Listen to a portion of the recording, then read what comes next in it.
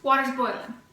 What's up, everybody? Welcome back to yet another Pens and Tea video today.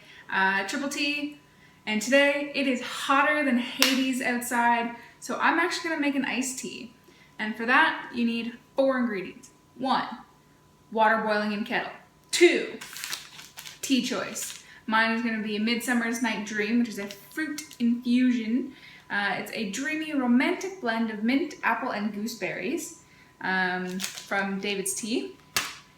Third thing you need, ice and some sort of vessel to put it in. Mine, I have a container from David's Tea that I made 2 episodes ago. Yeah. This thing is so hard to get apart though. There we go. 2 sections. One section has a little strainer in the bottom. This is where your ice goes in, and this is where your tea goes in. Put the tea in the bottom, fill it with hot water up to the line, fill this bad boy with ice, and then away you go. So let me crack open the tea. I've never had this kind before, so this will be a brand new experience for me. Ooh, that smells delicious.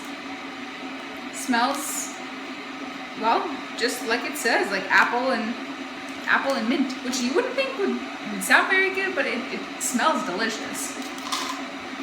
So we're gonna go ahead and dump that in there,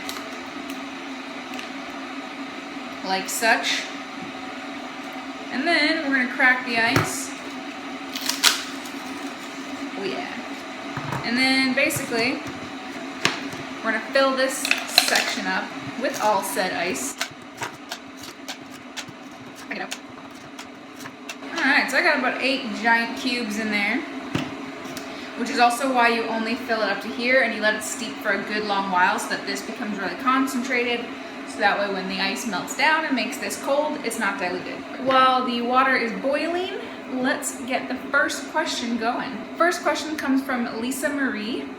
Love these videos. How many countries have you traveled to, and what are your bucket list / dream countries you'd like to travel to?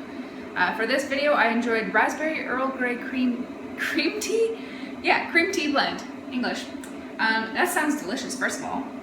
And Lisa, I actually had to write down the question, or my answer to your question, because I couldn't think of them all off the top of my head. I've been very lucky. I've been to 13 countries so far. And I've only been traveling for about 5 years, so that's pretty awesome, I think. So we have United States, Canada, Cuba, UK, Ireland, Netherlands, Belgium, Croatia, Italy, Slovenia, Austria, Bosnia, and Montenegro. As far as what is on my bucket list, can I just say the world? I want to go to as many places as I can. I wrote down a couple. I got Australia, Sweden, Switzerland, Norway, but basically I want to go everywhere. I got the travel bug when, hold on. Alright, so I'm just going to pour it in here. Now I pour mine along the edges of the cup, not for any real reason, like you don't have to, you can just dump it right in there. But some of the leaves tend to stick to the sides of the cup. So this way it just forces all the leaves down into the base of the mug. And then I fill it up to the line, which is about this much. And then I let it steep for honestly 10 minutes. And like I said, the reason why I let it steep for so long is so that when the ice goes in, it doesn't become super concentrated. Because then you just kind of leave the top portion together like this. And then that's it. I just put it aside for about 10 minutes or so. And then after that, squish together, drink away. So yeah, to come back to your question, I want to travel everywhere. It would honestly be faster and easier for me to answer the places I don't particularly want to go to. And currently the only reason why I don't want to go to those places is because they are in really not so nice social unrest positions, that makes traveling unsafe. So basically everywhere. All right, next question comes from Wags Base. In my experience, lemon just overwhelms anything else it's mixed with, and I love lemon. Do you find that to be the case? Quite a collection of teas you got there. I do have a lot of teas. I do go through them, which is cool, but I definitely do have a lot. Lemon, yeah, it can be an overwhelming flavor. It's odd because in something like, a perfume, for example, it's really hard to make citrus be the top note because it just doesn't last long. Within a half an hour of wearing something that's, citrus scented, it's going to be gone. Whereas in tea, something that's citrus flavored, specifically lemon, will definitely dominate. Some teas are worse than others, and most that I know will make that note the big note so that it's not overwhelming. It's supposed to be what you notice. So like the one that I had last time, the citron oolong, that lemon flavor is supposed to be the main flavor. But I do find that lemon can overwhelm. I never add additional lemon to my tea because I just don't like it. But lemon flavored teas, I like. If it's supposedly like a lemon and something, then yeah, typically lemon would be the biggest ingredient, unless it's like, the 7th ingredient in the list. So you may have to experiment with some teas to find ones that you like. But yeah, sometimes lemon can be a little bit overwhelming. All right, so next question, we have Leslie Inglis again. Thanks, by the way, for, constantly asking questions. And she starts off by saying, thank you for answering my question. And yes, you're pronouncing my name correctly. Q&A material. Do you have a favored ink to use in a flex pen? I'm currently using Gerbant Pearl Noir on Clairefontaine paper, and it feathers a great deal. I be the first to admit I don't typically use flex pens. If I do, it's usually a like Noodler's flex pen. I don't actually own any other flex pens other than like dip pens. As far as ink goes, again, there's nothing really that I specifically go towards. I've used Mont Blanc Lavender Purple. I have used all the Gerbant anniversary inks, the ones with the sparkle in them. I've also used a few of the diamine versions. What else? Noodler's Blue was really bad, actually. It just didn't flow right. In the pen, it would get stuck, and the tines would railroad all the time. But I didn't have ghosting or not ghosting, English feathering happen very often with that. What else have I used? I don't think I've actually ever used a Gerbant other than the anniversary inks. Like, I haven't used any of their mainline to do flex writing yet. Clairefontaine paper is odd. You shouldn't really be getting a whole lot of feathering with that.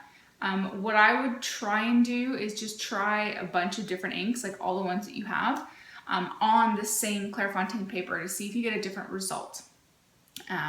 Because if the pen that you're using, and you didn't specify, I'm going to assume that you're using a Noodler's just because that tends to be the most popular. Oh, a bunny. I'm going to assume you're using a Noodler's, but I don't really know, obviously. Then depending on how you have the nib and the feed set, you could just be pouring out like a fire hose worth of ink, like so much so that even Clairefontaine can't handle it. I would also test out maybe with Rhodia and Tomoe River, because those are pretty equally feather resistant.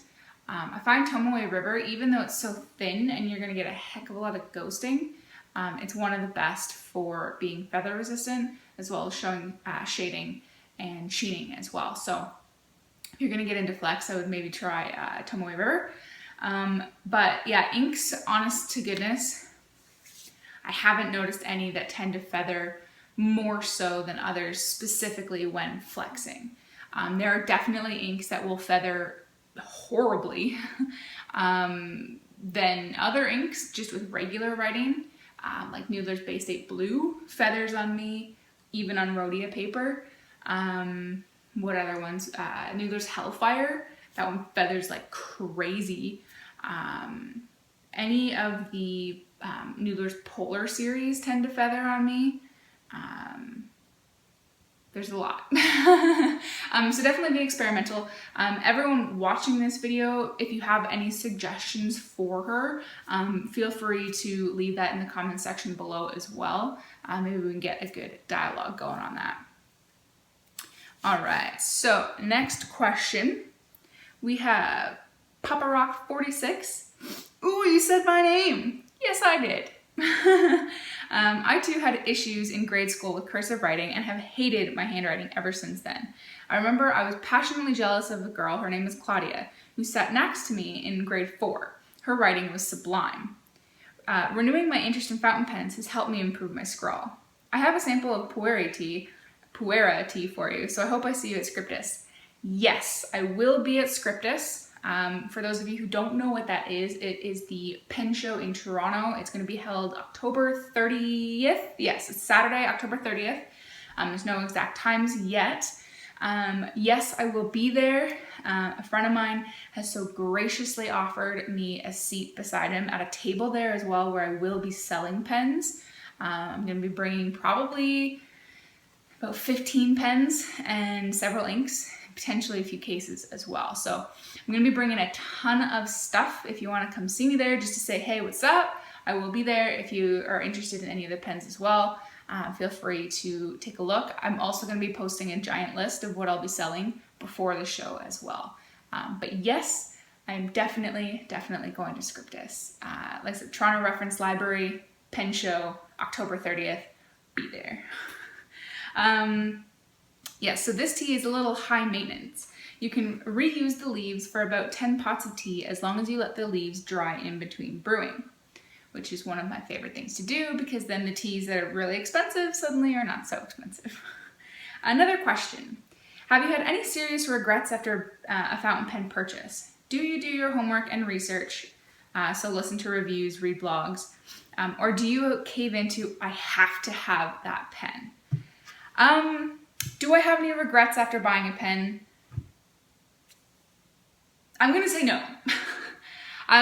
The reason why I had a pause on there is because there are pens that I've purchased that I don't like anymore, but it's not because they're bad pens.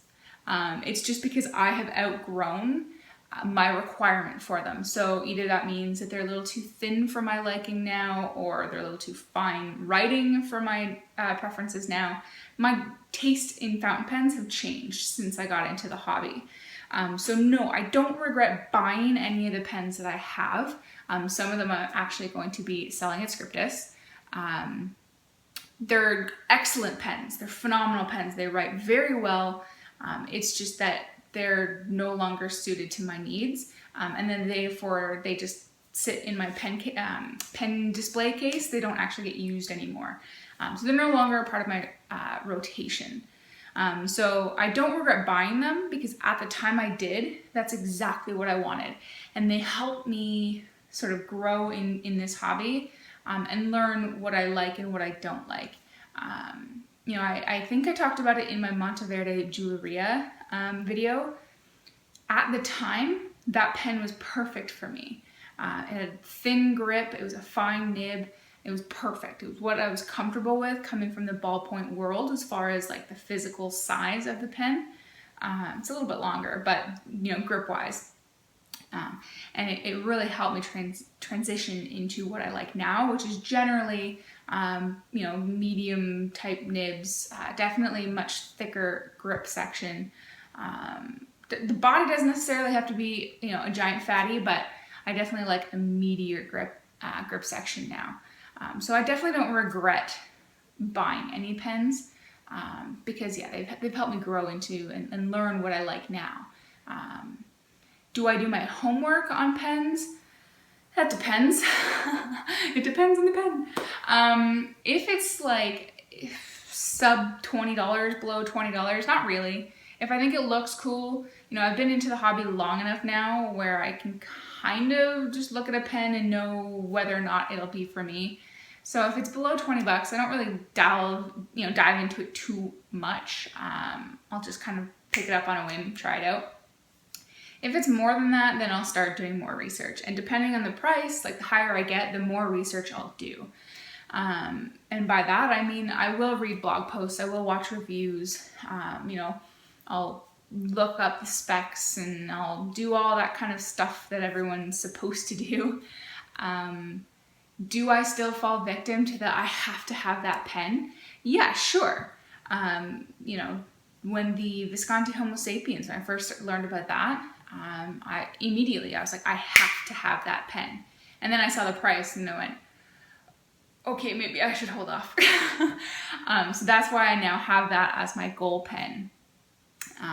When I reach a certain goal at a time in my life, that is the pen I'm going to be able to buy. And I have since used a Visconti Homo sapiens, and it is amazing. So had I jumped into it right at the time, I would have been blown away. So that wouldn't have been an issue. It's just, that price point. So it's not often that I immediately go like, yes, I have to have that pen, because now the pens that I'm looking at, like I'm also looking now at the Aurora Optima Auroraloid? No, Cellulose, I don't know. One of the new Aurora Optimas. It's on my Instagram page, which is just pens and tea on Instagram. It looks, be still my beating heart. But it's about 445 bucks US dollars. So Canadian dollars is like 600. So the pens that I look at now are too high to just immediately go, I have to have that. So I do feel like I have to put some research into what I'm looking at now, and it takes me significantly longer to save up for those pens. So I can't really just do impulse buys anymore. That said, at Script-asst, I'm going to be seeing all kinds of stuff that I may fall into a bit of a impulse buy, because I know I'm not going to be able to readily get those later, which is also why I'm bringing some stuff to sell. So it's kind of a, damned if you do, damned if you don't at a pen show. I've never actually been to a pen show yet either, so I'm also really looking forward to it. And I'm also really hoping that I can save up to go to the DC pen show next year, because there are so many of you fantastic people on YouTube that all go to the DC pen show. And I was really sad this year that I didn't get to meet you all and hang out with you and just talk nerd pen stuff. So I want to be there. So the timer on my camera tells me that I've been rambling for close to 19 minutes already. So this is probably steeped for about 10 minutes. Which is probably enough. Like I said, I've never actually had this tea before. So basically you just take it and you start squeezing the parts together, which I do slowly because I don't want any spills. See, perfect amount. So the strainer basically forces all the tea to the bottom so that when you drink it, all that tea leaves will stay at the bottom and you just get the tea water. Right now, it's still very warm to the touch, with the exception of right up here, because of all that ice, obviously. But you can already see that ice melts very quickly, and this becomes cold within just a couple minutes. Basically, you just need to wait till the ice melts. So I'm going to screw on the lid. Tighten that, push that down, give it a little swirl, and answer one more question while this cools down. Okay, so we have Planet Southern. Just thought of a question for your next triple tea. What tea goes best with cream and sugars / flavorings? I like tea all different ways, but looking to expand my horizons and try new things. My favorite combination right now is Twinings Lady Grey with a little vanilla and cream. Thanks, Jessica. Well, Jessica, basically, at least my rule of thumb, teas that go best with cream, sugar, flavoring, anything like that, especially cream or sugar, are going to be like black teas or pu'er teas. anything that gives you kind of like that coffee type feel, so black teas or pu'er teas. In my opinion, if you put tea into like a green tea or a white tea or a fruit tea, herbal tea, anything like that, it doesn't sit well with me. Not to say you can't try it, because, you know, everyone has their own tastes and flavorings, but personally, I don't think I would like it. But you can definitely give it a try. As far as flavorings go, I would stick to a more basic tea. An Earl Grey would probably be the most flavored tea that I would be willing to try flavorings in. And to be honest, I've never put flavorings into my tea, but that's because I usually already have flavored tea, or if the ones that I don't have flavored, I drink those when I don't want flavoring. So I already have both options given to me. Most of the time, if I have a latte, I actually go get somebody else to make it, like a Starbucks or something like that, where I'll get like a London Fog, which is essentially an Earl Grey latte, or I like the chai tea lattes with coconut milk. The coconut milk adds just a little bit of tang to the sweetness of the latte, so it kind of balances out. Not that I do that very often, but that's what I really like. So yeah, as far as like flavorings or anything go, I think you'll be pretty safe with black tea or pu'er tea. But if you do try anything other than that, let me know what it's like. And speaking of letting you know what tea is like, I'm gonna try this now. Oh, it still smells amazing.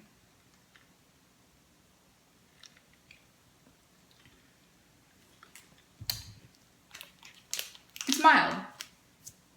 It probably would need more than 10 minutes. I would give it maybe 15 minutes next time to steep it. But I like it. Yeah, you definitely get that apple. I don't get any of the mintiness really. Well, maybe just a hint of mint at the very, very end. Yeah, in recap, this is Midsummer's Night Dream, a dreamy romantic blend of mint, apple, and gooseberries. I definitely get the apple and a berry-ish flavor, like a generic berry flavor. Maybe just the smallest bit of hint towards the end. And it's caffeine-free, which I don't know if that matters to you, but just a heads up. So yeah, I would get that again. This would be the kind of tea though, any fruit infusion, in my opinion anyways, I don't typically like to drink fruit teas hot. I find they can be extraordinarily sour or bitter when they're hot, but as soon as you make them cold, as soon as you ice them, immediately that bitter, that sour, it all just completely drops away and becomes super sweet. And I did not add any sugar, nothing to this. I mean, you saw what I put in it, just ice and you know, the tea. So I drink pretty much all of my fruit ones completely iced. I don't even try to do them hot anymore. Have you guys had that experience at all? I don't know, but that's been my experience anyways. And sour tea is just like,